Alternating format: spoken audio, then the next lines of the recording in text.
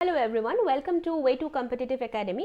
আজকে আমি তোমাদের সাথে ওয়েস্ট বেঙ্গল জিওগ্রাফির একটা সিরিজ স্টার্ট করতে চলেছি, যেখানে ওয়েস্ট বেঙ্গল জিওগ্রাফির physical features, political features, natural vegetation, climate, soil সবটাই আমরা মানে একটা ওয়ান প্লেলিস্টের আন্ডারে কভার করব, ঠিক আছে? এবং তোমরা যদি গ্র্যাজুয়ালি রিসেন্ট ট্রেন্ড নোটিস করো, তোমরা দেখবে আস্তে আস্তে কিন্তু ওয়েস্ট বেঙ্গল গভর্নমেন্ট এই ওয়েস্ট বেঙ্গল জোনে কোয়েশ্চেন করাটা কিন্তু এমফেসিস আরও বেশি করছে, ঠিক আছে? যেরকম অন্যান্য স্টেট পিএসসিতেও সেটা হয়ে থাকে, তো এই ক্ষেত্রেও কিন্তু ওয়েস্ট বেঙ্গল গভর্নমেন্ট সেটা বাড়াচ্ছে। এবং শুধুমাত্র জিওগ্রাফি নয়, মানে মেডাইভাল হিস্ট্রি বলো, এনশিয়েন্ট হিস্ট্রি বলো, সেগুলোতেও ওয়েস্ট বেঙ্গলের স্পেসিফিক মানে জোন স্পেসিফিক কোয়েশ্চেন্স কিন্তু আস্তে আস্তে বাড়ছে, ঠিক আছে? তো আর একদমই ডিলে না করে চলো আমরা একদম স্ট্রেট ওয়ে স্টার্ট করি, ঠিক আছে? তো ফার্স্ট যেটা পয়েন্ট সেটা হচ্ছে features of West Bengal. Features of West Bengal জানতে আমাদের ফার্স্ট যে কোয়েশ্চেনটা ভীষণভাবে আসে সেটা হচ্ছে 88752 স্কোয়ার কিলোমিটার এরিয়া, মানে ওয়েস্ট বেঙ্গলের যে এরিয়া সেটা কতটা কভার করে না 88752 কিলোমিটার্স। এই এরিয়াটা কিন্তু ওয়েস্ট বেঙ্গল কভার করে এবং এটা আমাদের বহুবার কোয়েশ্চেনে কিন্তু এসে গেছে, ঠিক আছে? আচ্ছা, এই সেকেন্ড যে পয়েন্টটা সেটা হচ্ছে যদি আমরা র্যাঙ্ক ওয়াইজ সাজাই, মানে অ্যাকর্ডিং টু এরিয়া, আমরা জানি 28 স্টেটস আছে, তো তার মধ্যে 14 স্টেট পজিশনে কিন্তু পড়ছে ওয়েস্ট বেঙ্গল, তো সেখানে 14 এই পজিশনটা কিন্তু ইম্পর্টেন্ট, ঠিক আছে?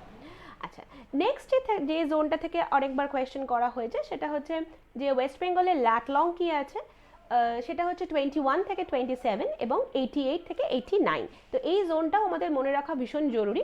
আর আরেকটা কথা বলে দেওয়ার, যখনই তোমরা ওয়েস্ট বেঙ্গল বা ইন্ডিয়ার জিওগ্রাফি পড়তে বসবে সেখানে সামনে ম্যাপটা খুলে রাখা কিন্তু ভীষণভাবে ম্যান্ডেটরি, আদারওয়াইজ পড়াটা কিন্তু অতটা ইজি হয় না বা ইন্টারেস্টিংও হয় না। তো সেখানে যত বেশি ম্যাপটা তুমি সামনে রাখবে তোমার জন্য পড়াটা তত বেশি ইজি হবে। ফর এক্সাম্পল যদি আমি বলি যে আজকে ওয়েস্ট বেঙ্গলের লেন্থ কত, ব্রেথ কত, তুমি এটাকে সামনে থেকে যখন ম্যাপটা খুলে দেখতে পাচ্ছ তখন পড়াটা অনেক ইজি হয়ে যায় তোমার জন্য। তো যেখানে লেন্থটাও, এটাও আমাদের প্রশ্ন এসেছে যে ওয়েস্ট বেঙ্গলের নর্থ সাউথ লেন্থ কত হয় এবং ইস্ট ওয়েস্ট লেন্থ কত হচ্ছে, ঠিক আছে? তো ইস্ট ওয়েস্ট লেন্থ হচ্ছে আমাদের 320 কিলোমিটার আর নর্থ সাউথ হচ্ছে 623। ওকে, তো 623 কিলোমিটার্স, তো আমরা এটা মনে রাখতে পারি 320 620, জাস্ট এইভাবে মনে রাখলে আমাদের পড়াটা আরও মনে রাখতে ইজি হবে। ওকে, আচ্ছা, নেক্সট থেকে কোয়েশ্চেন আছে সেটা হচ্ছে ট্রপিক অফ ক্যান্সার। তোমরা যে ডটেড লাইনটা দেখতে পাচ্ছ এটা নোটিস করো যে ডটেড লাইনটা ট্রপিক অফ ক্যান্সার কোন কোন ডিস্ট্রিক্টের ওপরে ইন্টারসেক্ট করেছে বা কোন কোন ডিস্ট্রিক্ট দিয়ে এটা গেছে, সেটা হচ্ছে পুরুলিয়া, বাঁকুড়া, বর্ধমান এবং নদিয়া। তো এই জোনটাতেও আমাদের কোয়েশ্চেন জিজ্ঞেস করা হয়েছে যে কোন কোন ডিস্ট্রিক্টের কোন কোন জায়গা দিয়ে কিন্তু আজকে ট্রপিক অফ ক্যান্সার ওয়েস্ট বেঙ্গলে পাস করেছে, ঠিক আছে? এটাও কিন্তু আমাদের প্রচণ্ডভাবে পিওয়াইকিউ রেলেভেন্ট, ঠিক আছে? আচ্ছা, নেক্সট যেটা পয়েন্ট আমাদের জানার সেটা হচ্ছে যে কোন কোন বাউন্ডারি, মানে ওয়েস্ট বেঙ্গল কী কী বাউন্ডারি শেয়ার করছে। বাউন্ডারি শেয়ার করছে ইন দ্য সেন্স, মানে বাউন্ডারি দুটো ক্ষেত্রেই হয়, আইদার ইট ইজ ইন্টারন্যাশনাল অথবা ইন্টারস্টেট বা ন্যাশনাল বাউন্ডারি শেয়ার করছে। তো ইন্টারন্যাশনাল বাউন্ডারি কার সাথে শেয়ার করছে না বাংলাদেশের সাথে লংগেস্ট বাউন্ডারি শেয়ার করছে। এই ক্ষেত্রেও আমাদের অ্যাজ ইউজুয়াল নিউমেরিক্স বা ডিজিটসটা খুব ইম্পর্টেন্ট, সেটা হচ্ছে 2272 কিলোমিটার্স। আর সব থেকে কম শেয়ার করছে কার সাথে না নেপালের সাথে। ওকে, আচ্ছা, নেক্সট হচ্ছে যে ইন্টারস্টেট বাউন্ডারির মধ্যে সব থেকে বেশি শেয়ার করছে কিন্তু ঝাড়খণ্ডের সাথে আর সব থেকে কম শেয়ার করছে সিকিমের সাথে। ওকে, আচ্ছা, এই আরেকটাও জিনিস এখানে মাথায় রাখতে হবে আমাদের, যেটা দিয়ে আমাদের বহুবার প্রশ্ন করা হয়েছে যে ওয়েস্ট বেঙ্গলের একটা জোন আছে যেটা পলিটিক্যালি বলো বা স্ট্র্যাটেজিক্যালি ভীষণ ইম্পর্টেন্ট। কোন জায়গা সেটা না, সেটাকে চিকেন স্নেক বা শিলিগুড়ি করিডোরও বলা হয়। সেটা কেন চিকেন স্নেক বলা হয়, বিকজ এটা এতটাই সরু জায়গার মধ্যে আছে যেটাকে চিকেন স্নেকের সাথে কম্পেয়ার করা হয়। কতটা লেন্থ এটার না জাস্ট 9 কিলোমিটার্স, যেহেতু এটার লেন্থ জাস্ট 9 কিলোমিটার্স, তো সেই জন্য এটাকে চিকেন স্নেকের সাথে কম্পেয়ার করা হয়। Now, why it is so politically but strategically important? It is politically but strategically important because এটা ওয়েস্ট বেঙ্গলের যে মানে ইন্ডিয়া, এই যে জোনটা, এই জোনটা কি করে না ইন্ডিয়ার মেন ল্যান্ডের সাথে ইন্ডিয়ার যে নর্থ ইস্ট পার্ট আছে সেই নর্থ ইস্ট পার্টকে কানেক্ট করে কে না এই Siliguri corridor. So for that reason তোমরা বুঝতে পারছো যেটা কতটা স্ট্র্যাটেজিক্যালি বা পলিটিক্যালি ইম্পর্টেন্ট, ঠিক আছে?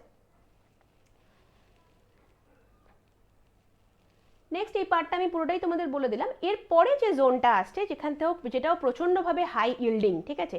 যখনই আমরা কোনো রকম চ্যাপ্টার পড়বো বা কোনো রকম পেজ, ধরুন একটা সিঙ্গেল পেজও আমরা পড়ছি, সবসময় আমাদেরকে মাথায় রাখতে হবে যেন এই পেজটা আমাদেরকে মার্কস দেয়।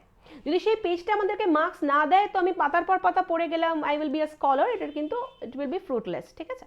তো সেই ক্ষেত্রে আমাদের অলওয়েজ মাথায় রাখতে হবে যে যেটাই আমরা পড়ি সেটা যেন প্রচণ্ডভাবে হাই ইল্ডিং হয়, সেটা থেকে আমরা যেন মার্কস ফেচ করতে পারি।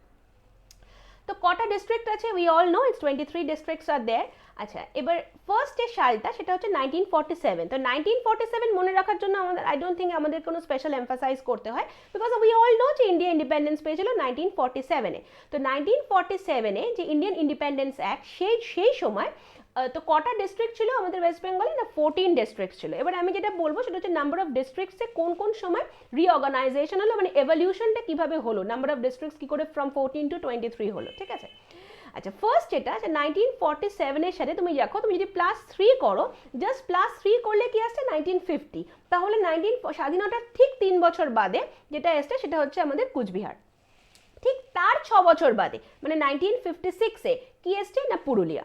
ঠিক আছে, তাহলে 1950 আর 56 মনে রাখার জন্য আই ডোন্ট থিঙ্ক আমাদেরকে কোনো স্পেশাল এমফাসিস দিতে হচ্ছে বা আমাদেরকে জোর করে মনে রাখতে হচ্ছে। ঠিক তার 30 ইয়ার্স পরে মানে 1986, আমি অ্যাকচুয়ালি এইভাবেই সাজিয়েছি বা তোমাদেরকে বলছি যাতে তোমাদের এটা মনে রাখতে সুবিধা হয়। তো 1986-এ কি হয়েছে, না 24 পরগনাস বাইফার্কেট হয়ে গেছে, ঠিক আছে, north 24 Parganas and south 24 Parganas. Okay, আচ্ছা, এরপরে আই থিঙ্ক এই ইয়ারটা তোমাদেরকে হয়তো একটু এমফাসাইজ করে মনে রাখতে হতে পারে, সেটা হচ্ছে 1992। ওয়াই না 1992-তে দিনাজপুর মানে দক্ষিণ দিনাজপুর এবং উত্তর দিনাজপুর এইটা ভাগ হয়েছে। তো মেবি আমি ধরে নিলাম যে 1992টা তোমরা হয়তো একটু এমফাসাইজ করে মনে রাখছো। আবার দেখো তারও +10 করো, +10 ইয়ার্স, তো তার 10 বছর বাদে কি হয়েছে, না মিদনাপুরকে বাইফার্কেট করা হয়েছে। তবে দিনাজপুরের ঠিক 10 বছর বাদে আমাকে মিদনাপুরকে কিন্তু বাইফার্কেট করা হয়েছে, সেটা তাহলে কোন সালে হবে, না 2002। তাহলে আর মিদনাপুরকে মনে রাখার জন্য এক্সট্রা কোনো সাল কিন্তু আমাকে মনে রাখতে হচ্ছে না সেক্ষেত্রে। আচ্ছা, এরপরে আবার যেটা আমরা মনে রাখছি সেটা হচ্ছে 2014। 2014-এ কি হয়েছে, না আলিপুরদুয়ার হয়েছে কার্ভড আউট ফ্রম জলপাইগুড়ি। তো 2014টা আবার আমাদেরকে মনে রাখতে হতো। তাহলে এখন অবধি আমি কটা সাল মনে রাখলাম, 1992 মনে রাখলাম আর 2014 মনে রাখলাম। 2014-এর ঠিক 3 বছর পরে 2017, এটা এইভাবেও মনে রাখতে পারো বা মনে রাখতে পারো just 70 years after 1947। I think that will be the easier one.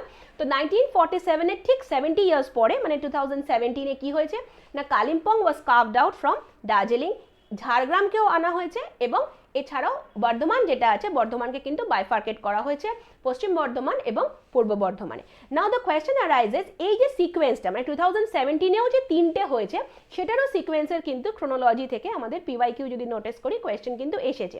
তো সেখানে আমরা একটা এলোথাপাড়ি মনে রেখে দিলাম যে 2017-এ জাস্ট এটাই হয়েছিল, মানে ঝাড়গ্রাম আগে বললাম বা তারপরে আমরা মনে রাখলাম কালিম্পং, সেটা কিন্তু হবে না। আমাদেরকে কিন্তু পুরো সিকোয়েন্সটা মনে রাখতে হবে যে কালিম্পং আগে হয়েছে, সেটা কোন ডেটে হয়েছে, ডেটটা মনে রাখতে হবে যদি সিকোয়েন্স দেয়, 14 ফেব্রুয়ারি, তারপরে ঝাড়গ্রাম হয়েছে আর তারপরে বর্ধমান কিন্তু বাইফার্কেট হয়েছে। তো এই ঝাড়গ্রাম হয়েছে 4 এপ্রিল এবং বর্ধমান বাইফার্কেট হয়েছে কিন্তু 7 এপ্রিল 2017, ঠিক আছে। তো বর্ধমান 777, তো এই সিঙ্ক্রোনাইজেশন আমরা মনে রাখতে পারি, তাহলে কিন্তু আমাদের জন্য একটু ইজি হবে। ওকে, আচ্ছা, এর সাথে আমি একটা অ্যাড অন করেছি তোমাদেরকে, সেটা হচ্ছে যে কলকাতা, মানে এর আগে তো নাম ছিল ক্যালকাটা, তো ক্যালকাটা থেকে কলকাতা এক্স্যাক্টলি কবে হয়েছে সেটা হচ্ছে ওয়েস্ট বেঙ্গল অ্যাক্ট, এটা 18, ওয়েস্ট বেঙ্গল অ্যাক্ট 18-এ 2001, তাহলে কবে হয়েছে, না 1/1/2001-এ, ঠিক আছে, 1/1/2001, সবটাই এক, তো আমরা মনে রাখা আমাদের জন্য ইজিয়ার যে 1/1/2001-এ কি হয়েছে, না কলকাতা হয়েছে কোত্থেকে, না ক্যালকাটা নামটা থেকে।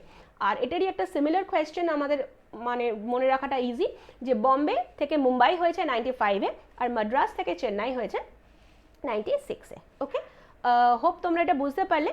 আর এই সমস্ত পিডিএফটা কিন্তু আমাদের অ্যাপে আপলোড করা থাকবে, তোমরা অবশ্যই ওয়ে টু কম্পিটিটিভ একাডেমি অ্যাপটা ডাউনলোড করে নিও এবং ওখানে কিন্তু পিডিএফ সমস্ত মেটেরিয়ালস অ্যাভেলেবেল আছে, ঠিক আছে, একটু প্লিজ চেক করে নিও। আর কোনো রকম কনফিউশন, কোনো রকম কোয়েশ্চেন থাকলে অবশ্যই কমেন্টে আমাদের জানিও, আমরা ডেসক্রিপশনে কিন্তু লিঙ্কটা শেয়ার করে দেবো এই অ্যাপের, ঠিক আছে। চলো আজকের জন্য টাটা, বাই বাই। আর এই সিরিজটা কন্টিনিউ হবে, অবশ্যই দেখতে থেকো।